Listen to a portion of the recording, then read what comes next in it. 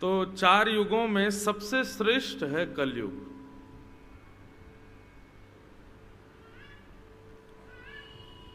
और उस कलयुग की श्रेष्ठता का कारण क्या है?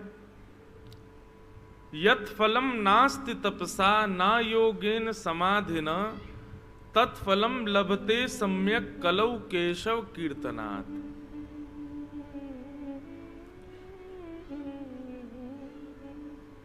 जो फल अन्य युगों में तपस्या करने से प्राप्त नहीं होता, जो फल अन्य युगों में यज्ञ अनुष्ठान करने से प्राप्त नहीं होता, वो फल कलौ केशव कीर्तनात्, कलयुग में केवल और केवल ठाकुर जी का कीर्तन करने मात्र से प्राप्त हो जाता है वो फल। कितनी बड़ी श्रेष्ठता योग्यता है कलयुग की। कलयुग में भले ही पाप बहुत है, कलयुग में कली का प्रभाव बहुत है, लेकिन कलयुग में भगवत प्राप्ति बहुत आसान है। कुछ ना भी करें, केवल घर बैठ के आनंद से भजन मात्र कर लें, उसी से ही कल्याण मात्र हो जाएगा। इतनी सहजता है कलयुग में।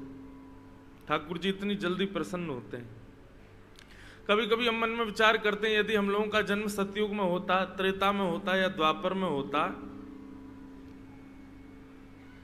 तो सूरदास जी की वाणी सुनने को नहीं मिल पाती, मीराबाई की सुंदर कथाएं सुनने को नहीं मिलती, तुलसीदास जी के द्वारा रचित श्री रामचरितमानस का श्रवण लाभ हमको प्राप्त नहीं हो पाता, क्योंकि ये सब कलयुग में ही हुआ है।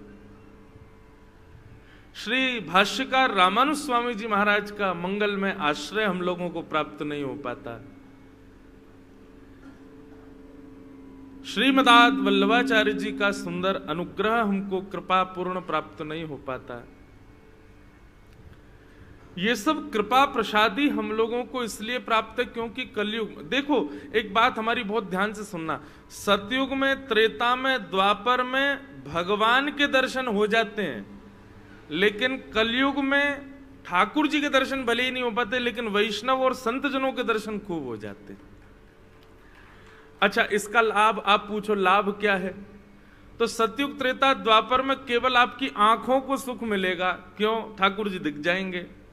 लेकिन कलयुग में तो आपके रोम रोम को सुख मिलेगा, क्यों? क्योंकि यहां तो वैष्णवी कथा है, यहां तो वैष्णव चर्चा है, वैष्णवों के द्वारा भगवत वार्ता है।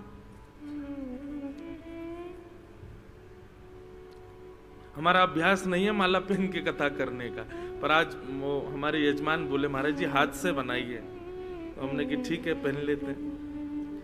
बहुत जल्दी डिस्ट्रैक्ट हो जाता हूं मैं कथा से, जरा भी कोई बात हो जाए, कुछ हो जाए, तो हम बहुत सिंपली बैठ करके कथा कहते हैं ताकि मन लगा रहे कथा में। लेकिन अच्छा है, थोड़ी और नेक बड़ी कर देना कल,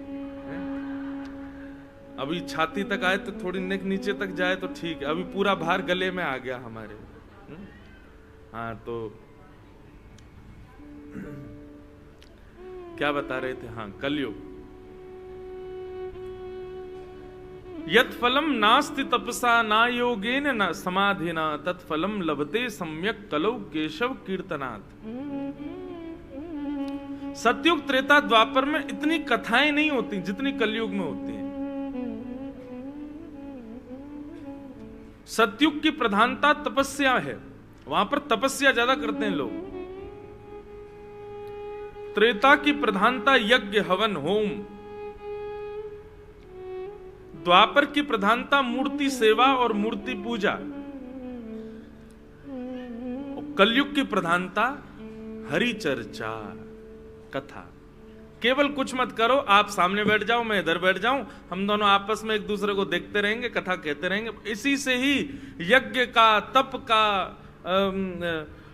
मूर्ति पूजा का, परिक्रमा का, आदि आदि जितने भी पुण्य प्राप्त होते हैं वो सब केवल हमारे आपके आपस में वार्तालाप करने मात्र से प्राप्त हो जाएगा।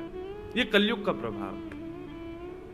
यहां तपस्या की आवश्यकता नहीं है, साल में 1-2 बार यज्ञ कर लो बस, इससे ज्यादा यज्ञ की आवश्यकता नहीं। घर के ठाकुर जी को सुबह स्नान करा के चंदन लगा दो, वस्त्र पहना के भोग लगा दो, दोपहर में भोग लगा दो, रात्रि भोग लगा के शयन करा दो, बस इतनी सेवा ठाकुर जी की कर लो। पर अपने 24 घंटे में से 4 से 5, 5 से 6 घंटे केवल ठाकुर जी की चर्चा को दे दो, तो संपूर्ण सतयुग त्रेता द्वापर में किए गए पुण्यों का फल केवल कथा सुनने मात्र से मिल जाता है। ये कलयुग का प्रभाव है। अच्छा, एक और बात बताएं, विशेषता कलयुग की। सतयुग में आपको यदि ठाकुर जी देखने हैं तो आपको कम से कम नहीं तो 50 वर्ष तो तपस्या करनी पड़ेगी। वहां उम्र भी बड़ी होती है, 1 लाख साल की उम्र होती है, तो 50 से 100 वर्ष आपको तपस्या करनी पड़ेगी, तब जाकर के ठाकुर जी आपके ध्यान में आएंगे। त्रेता में 20 से 25 वर्ष ध्यान लगाना पड़ेगा, तब जाकर के ठाकुर जी ध्यान में आएंगे। द्वापर में 5 से 10 वर्ष तक ध्यान करना पड़ेगा, तब जाके ठाकुर जी ध्यान में आएंगे। पर कलयुग में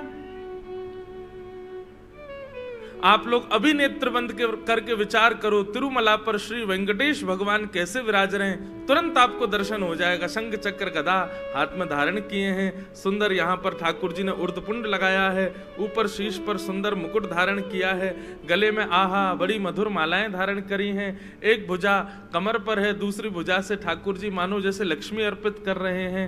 सर्वांगीण अंग को यदि एक बार भी आपने जीवन में कभी देखा है, एक क्षण में ठाकुर जी आपके चित्त में प्रकट हो जाएंगे। ये फल केवल कलयुग में है, सतयुग त्रेता द्वापर में नहीं है।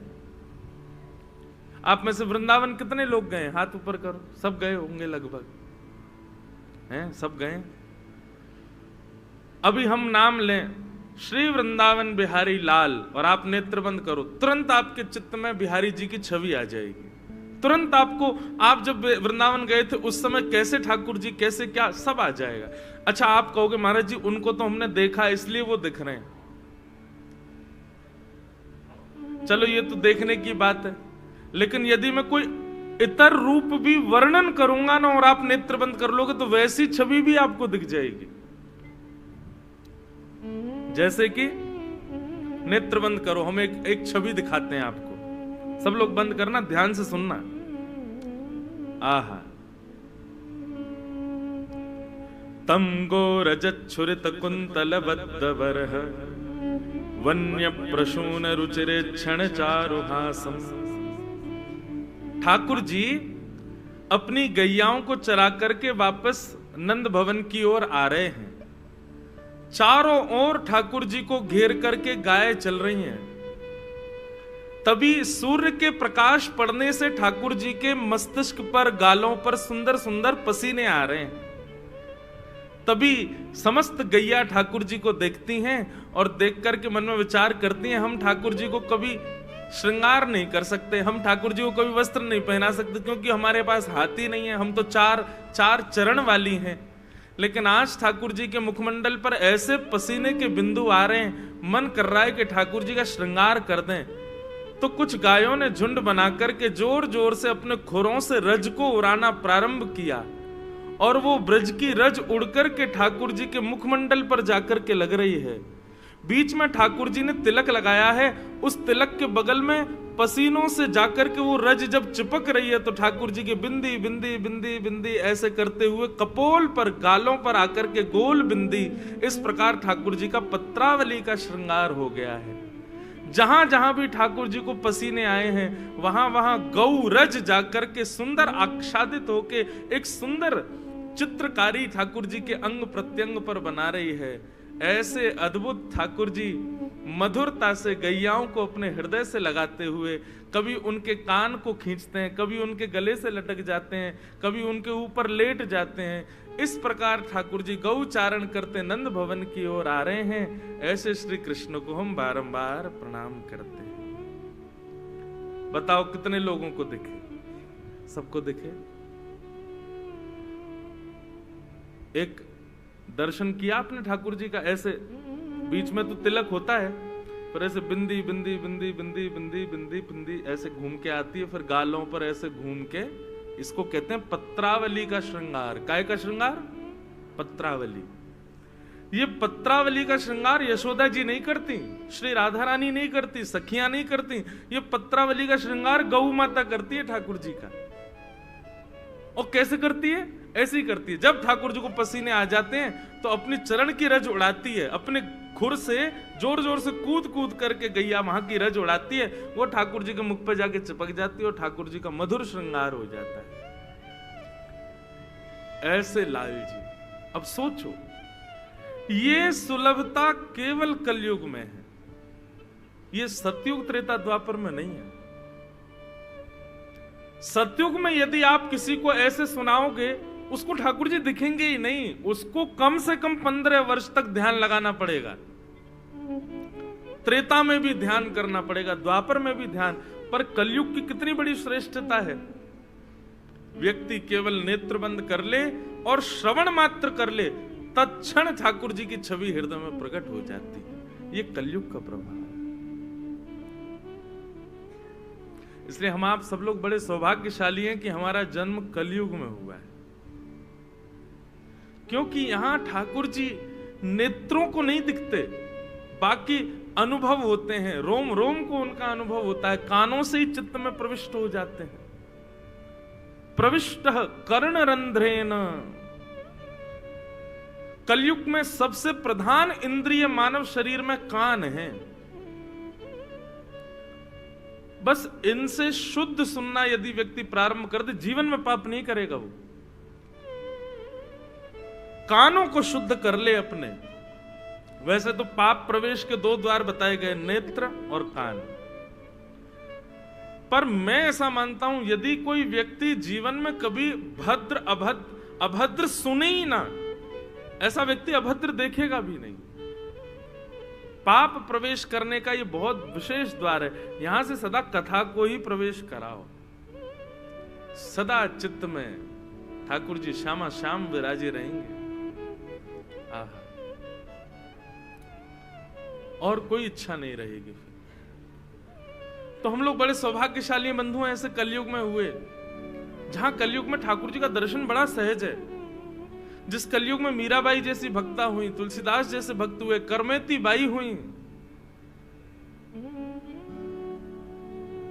सतयुग त्रेता द्वापर में होते तो शायद ठाकुर जी दिख जाते, लेकिन इतने भक्तों के दर्शन हमको नहीं हो पाते।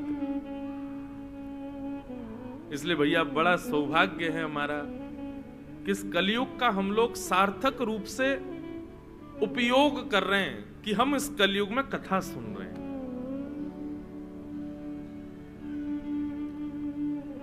आओ आज के सत्र में प्रवेश करते हैं। प्रथम स्कंद आज से प्रारंभ होगा। बड़े भाव से आप लोगों के, एक तो मैं श्रद्धा, जो माताएं इतना स्वागत रोज करती हैं, सबको मेरा जय श्री कृष्ण। आप लोग इतना प्रेम दे रहे हैं। हम सत्य बताएं, हम ज्यादा सम्मान के आदी नहीं है। क्यों? कोई ज्यादा सम्मान करे तो मुझे बड़ा अजीब लगता है। क्यों? क्योंकि हमारी लगातार कथा होती है, हमको लगता है यहां इतना सम्मान हो रहा है, अगली कथा में नहीं हुआ तो बड़ा बुरा लगेगा मन में। अरे बताओ, वहां तांदूर में तो रोज नए नए गानों पे नाच नाच के हमारा स्वागत होता था। नृत्य करके माताएं ऐसे बढ़िया स्वागत करती थी। और अगली कथा में जाएंगे, वहां बेचारा कोई माला भी नहीं पहना है। तो फिर इसलिए व्यक्ति को सम्मान से बचना चाहिए। आप अपनी जगह करो, पर हम दूसरों को ये बात कह रहे हैं कि भाई ऐसे कहीं सम्मान हो ना, तुरंत ठाकुर जी का स्मरण कर लो और ठाकुर जी से कहो ये कर रहे हैं, मैं उसको सिर से निभाता हूं, लेकिन ठाकुर जी मैं अधिकारी नहीं हूं इसका।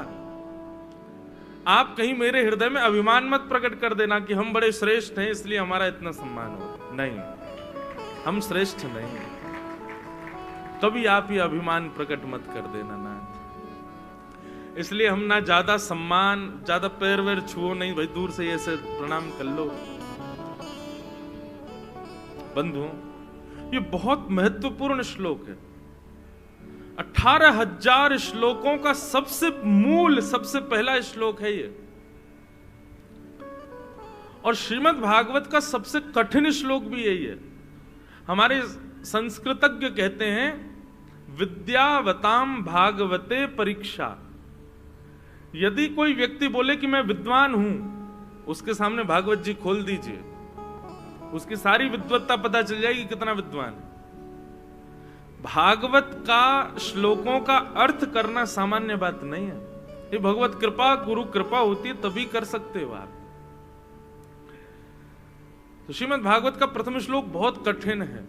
कठिन बोलने में कठिन नहीं है, अर्थ बहुत कठिन है इसका, समझाना और समझना दोनों। लेकिन हम प्रयास करेंगे कि आप लोग समझो, भाव से श्रवण करो। सब लोग चित्त में शंख चक्र गदा पद्मधारी श्रीमन नारायण भगवान का स्मरण करो और आओ भागवत जी में प्रवेश करते हैं। जन्माद्यस्य यतोऽन्वयादितरतः चार्थे स्वविज्ञस्वराट् तेने ब्रह्म हृदय आदि कवये मुह्यन्ति यत्सूरयः तेजो वारिमृदां यथा विनिमयो यत्र त्रिसर्गो मृषा धाम्ना स्वेन सदा निरस्तकुहकं सत्यं परम धीमहि। भागवत का प्रथम श्लोक बहुत ध्यान से सुनिए।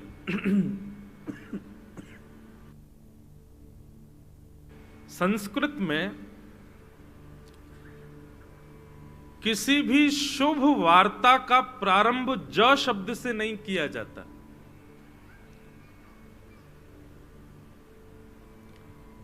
क्यों?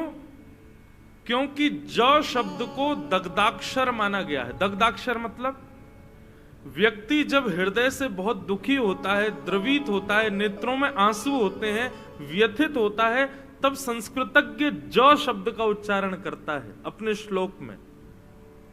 बहुत ध्यान से सुनिएगा, बहुत अच्छा भाव शुरू हुआ है। पर श्रीमद् भागवत का प्रारंभ किस शब्द से हुआ? जन्माद्यस्य, ज शब्द से ही हुआ। इसका मतलब क्या है? भागवत के रचयिता श्री वेदव्यास जी महाराज, वो दग्धाक्ष, उनका हृदय दग्ध है, संदग्ध है, पीड़ित हैं वे। और किस लिए पीड़ित हैं? कलयुग में मेरे और आप सबके कल्याण के विचार से पीड़ित हैं कि इनका कल्याण कैसे होगा, ये लोग भगवत मार्ग के अनुगामी कैसे बनेंगे, इनको ठाकुर जी की प्राप्ति कैसे होगी, इस बात से पीड़ित हैं। श्रीमद् भागवत में गोपी गीत आता है, गोपियों ने गोपी गीत गाया। प्रारंभ कैसे हुआ? जयते तेधिकम, वहां पर भी ज शब्द है।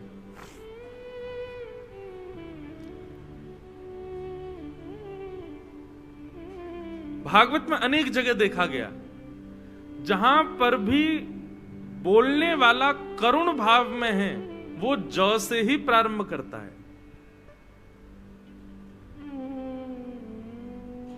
हम लोग भी जब वृंदावन जाते हैं तो जय जय श्री राधे ज ही बोलते हैं। हम सब भी करुण हृदय से, हम सब भी पीड़ित हृदय में। तो ज शब्द का उपयोग द्रवित हृदय वाला करता है, ऐसा संस्कृत का मानना है। वेदव्यास जी ने जन्म शब्द से भागवत का प्रारंभ किया।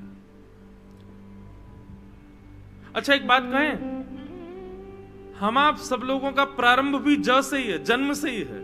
हम सबका भी जन्म ही हुआ है। इसका मतलब क्या है? ये संपूर्ण जीवन रोने के लिए ही है भैया। हंसोगे तो कभी कभी, संदग्ध जीवन है।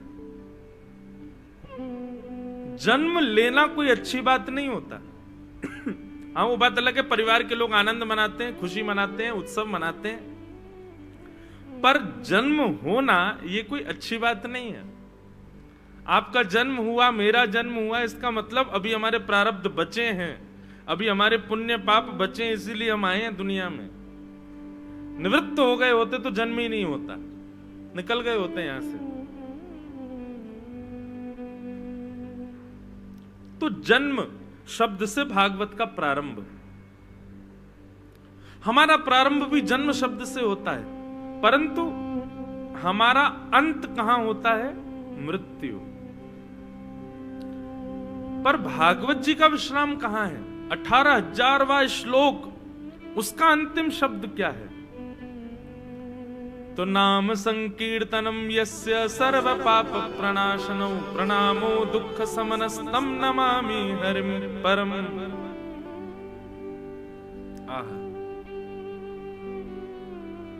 हमारा प्रारंभ जन्म से और हमारा अंत मृत्यु पर। श्रीमद् भागवत जी का प्रारंभ जन्म से, पर श्रीमद् भागवत जी का विश्राम हरिम परम। यही संकेत मिल जाता है कि भैया मृत्यु पर विश्राम नहीं है आपका। भागवत जी आज्ञा कर रही है आपका विश्राम होना चाहिए हरि परमानंद के श्री चरणारविंदों में। मृत्यु पर विश्राम नहीं। ठाकुर जी जिस दिन साक्षात दर्शन दे दें, ठाकुर जी का जिस दिन साक्षात्कार हो जाए, वास्तव में उस दिन हमारा शरीर की इति हो जाएगी। फिर हम संसार के लिए रह ही नहीं पाएंगे, संसार के लायक नहीं रह पाएंगे। फिर श्रीमद् भागवत जी की आज्ञा यही है, जन्म परम। जन्म को परम बनाओ, जन्म को श्रेष्ठ बनाओ। और वो श्रेष्ठ कैसे बनेगा? जब हरि के चरणारविंदों की प्राप्ति होगी। बहुत ध्यान से, सावधानी से सुनिएगा बात को।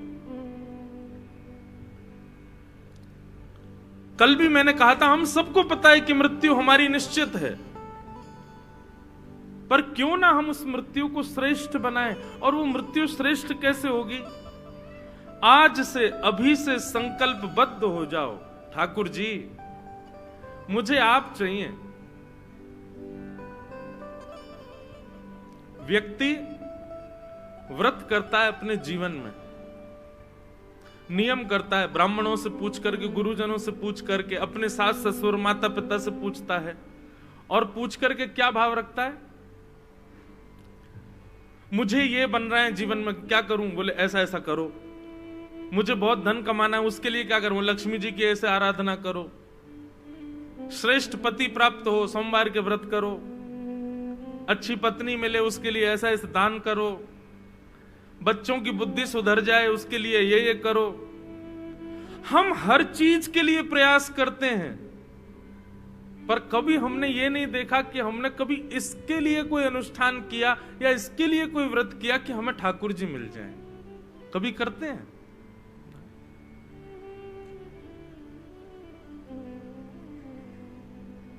कभी नहीं। हमारे गोवर्धन में दंडवती परिक्रमा होती है। आप कभी जाइएगा गिरिराज जी परिक्रमा लगा, तो दंडवती जो लगावे ना, उनसे पूछना, अच्छा भैया ऐसे सीधे ही मत पूछ लेना क्यों लगा रहे हो, थोड़ा बात करना, थोड़ी देर बैठ के उनके संग सांस लेना, अब कहना यार दंडवती का क्या कारण है? हमारी माँ बहुत बीमार चल रही है, हम गिरिराज जी से प्रार्थना करने आए कि हमारी मैया को ठीक कर दो। पर थोड़ा आगे जाके किसी और से पूछना, आप क्यों लगा रहे हो?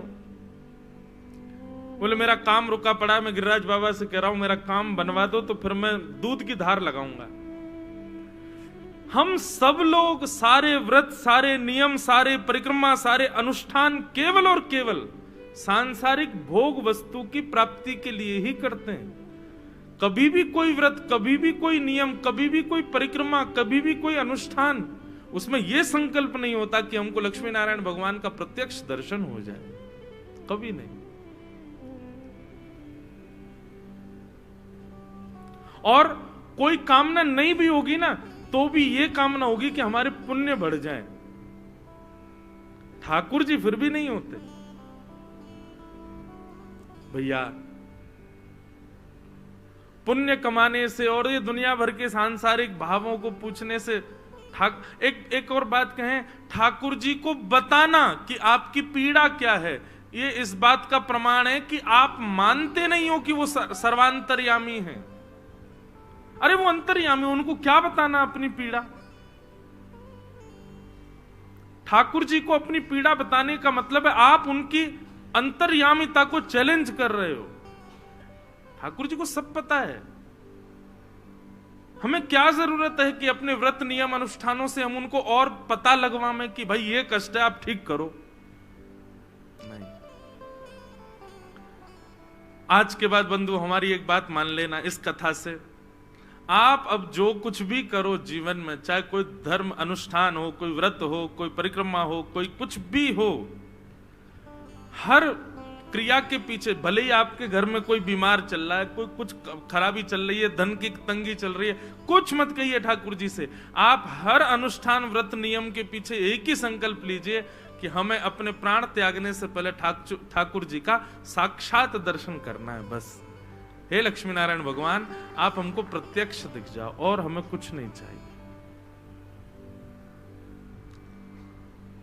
एक बार करके देखिए। अच्छा सुनो, आप पूरे जीवन मत करना, पर आज 3 जनवरी हो गई, 31 दिसंबर तक कुछ भी करो तो यही करना। आप कोई भी व्रत नियम अनुष्ठान यज्ञ आदि करो तो हमारी कही बात ये मान करके ठाकुर जी को यही भाव से आप निवेदित करो।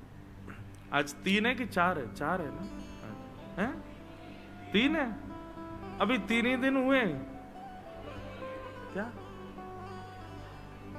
अच्छा, आज दूसरा दिन है ना कथा का। हमारी लगातार चलती रहती है ना, तो हमको पता ही नहीं रहता कि कौन। हमको लगा परसों भी तो कथा करके आए थे यहाँ पे। हाँ, तो दूसरा दिन है आज कथा का। तो बंधु 31 दिसंबर 2024 तक आप ठाकुर जी से कुछ नहीं मांगोगे, ठाकुर जी से ठाकुर जी को मांगोगे। चाहे आपके सोमवार के व्रत हो, चाहे आपकी एकादशी व्रत हो, चाहे आप गोवर्धन जाओ, चाहे तिरुपति जाओ, चाहे केश दान करके आओ, चाहे गोवर्धन परिक्रमा लगाओ, खाटू श्याम जाओ, शालासर बालाजी जाओ, मेहंदीपुर बालाजी जाओ, सुंदरकांड के पाठ कराओ, यज्ञ अनुष्ठान कराओ, हवन कराओ, कुछ भी करो। 1 वर्ष का नियम ले लीजिए, आप ठाकुर जी से संसार की कोई भी वस्तु नहीं मांगेंगे, चाहे कितनी भी पीड़ा आ जाए, आप ठाकुर जी को ही मांगो। आप 31 दिसंबर से पहले ही देख लेना, ठाकुर जी कोई ना कोई अनुग्रह तो निश्चित करेंगे, कोई ना कोई अनुग्रह।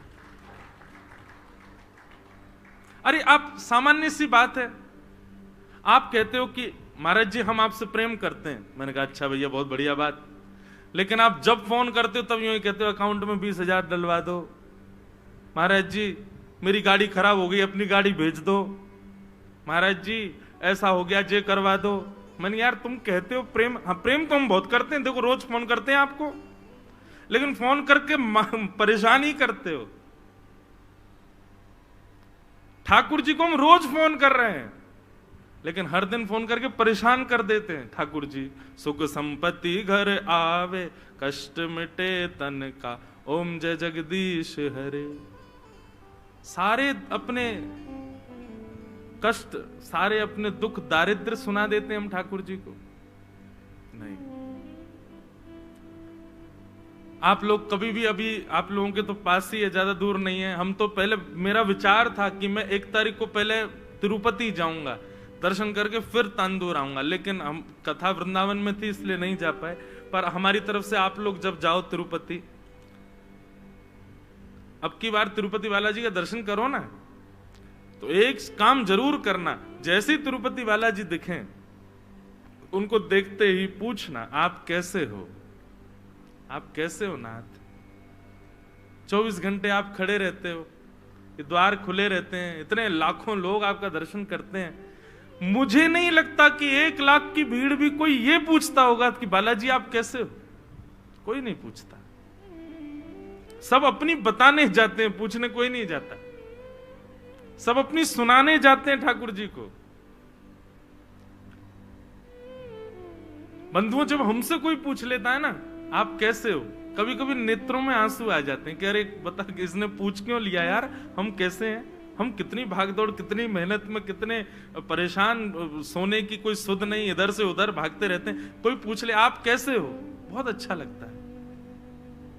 हमारा नियम है, मैं कहीं भी जाऊं, अभी द्वारिका जाऊंगा 11 को, जगन्नाथपुरी जाएं, तिरुपति जाएं, हमारे वृंदावन में राधा रमन, राधा वल्लभ बिहारी जी, मैं कुछ नहीं करता, कोने में खड़े होकर ठाकुर जी को देखता हूं, पूछता हूं ठाकुर जी थक गए होंगे आप, सुबह से खड़े हो, इतने लाखों लोग दर्शन कर रहे हैं, कोई माला पहना रहा है, कोई लड्डू का भोग लगा रहा है, कोई पेड़ा खवा रहा है। ठाकुर जी शुगर हो जाएगी, इतना मीठा मत खाया करो।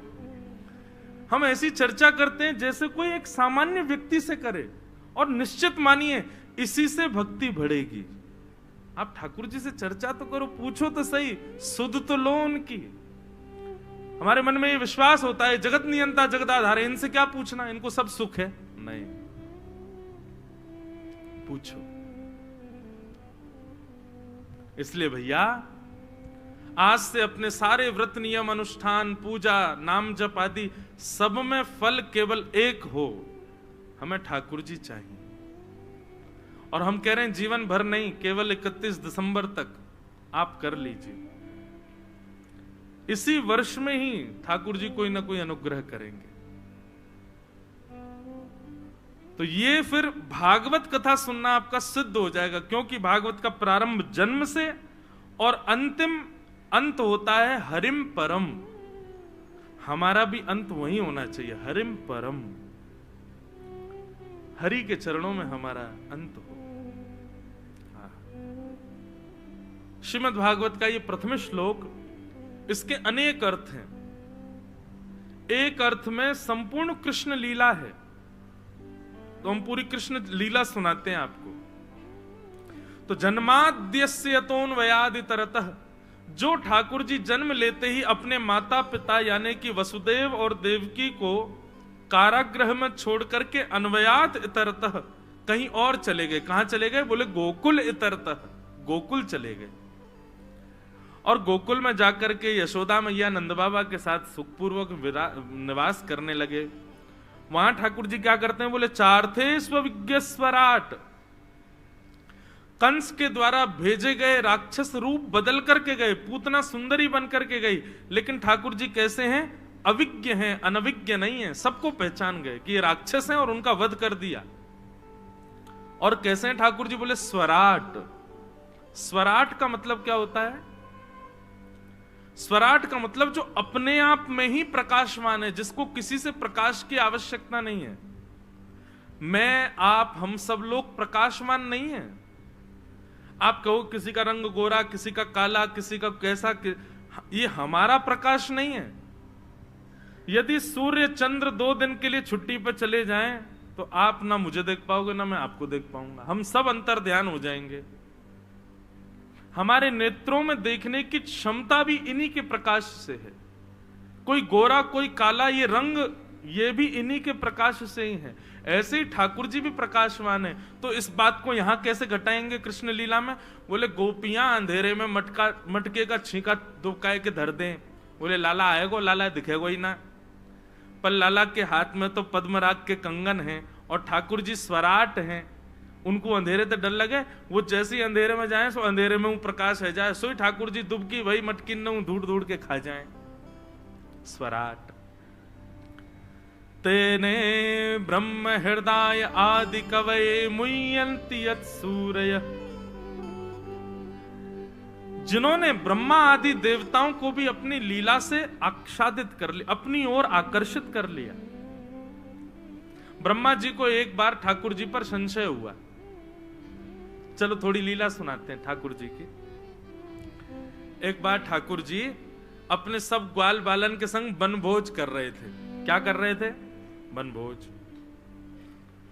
और बंधुओं, ठाकुर जी वन में जब भोजन करने के लिए जाते हैं तो बस भोजन की सामग्री ले जाते हैं, कोई थाली आदि ये सब लेके नहीं जाते ठाकुर जी। बोले थाली कैसे करें?